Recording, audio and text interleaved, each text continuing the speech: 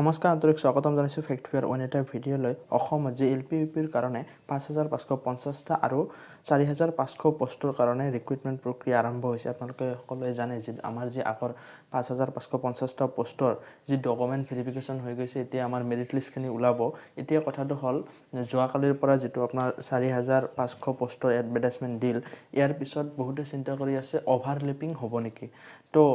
আজি আমি এই ভিডিওটোৰ জৰিয়তে কেইবাটা কথা আলোচনা কৰিম আপোনালোকে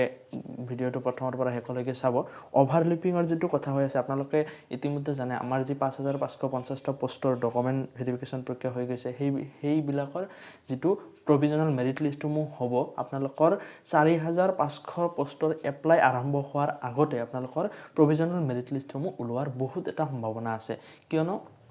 যদি আপোনালোকৰ 4500 পোষ্টৰ এপ্লাই ষ্টাৰ্ট হোৱাৰ আগতে আপোনালোকৰ আগৰ যে 5550টা পোষ্টৰ ডকুমেন্ট ভেৰিফিকেশন হৈ গৈছে তাৰ যদি প্ৰভিজনাল মেৰিট লিষ্টসমূহ উলিয়ায় তেতিয়া হলে আপোনালোকে এই কথাটো ভালকৈ গম পাব যে আমাৰ যেটো ওভাৰলেপিং হোৱাৰ সম্ভাৱনা হেতু নাই তাৰ লগতে আৰু এটা কথা NIOS থকা ক্যান্ডিডেট সকলে এপ্লাই কৰিব পাৰিব না নোৱাৰে এই কথাটো মানে বহুত কনফিউজ হৈ আছে ভিডিওৰ তলত কমেন্ট আহিছে তো মই আপোনালোকক জনাব বিচাৰো যে আমাৰ যে 4500 পোষ্টৰ যেটো এডভাৰটাইজমেন্ট হৈছে এই এডভাৰটাইজমেন্টত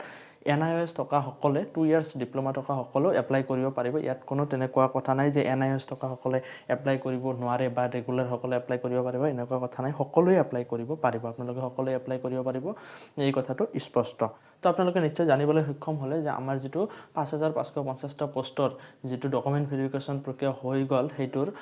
আপোনালোকৰ প্ৰভিজনাল মেৰিট লিষ্টসমূহ 15 ফেব্ৰুৱাৰীৰ আগতে ওলোৱাৰ যথেষ্ট সম্ভাৱনা আছে আপোনালোকে ভিডিওসমূহ চাই থাকিব সময় আপডেট পাই থাকিব আৰু আমাৰ যে এই 4500 পোষ্ট আছে সেই ইয়াৰ কেনেকৈ এপ্লাই কৰিব লাগে কি ডকুমেন্ট লাগে আপোনালোকে স্টেপ বাই স্টেপ কেনেকৈ এপ্লাই কৰিব লাগে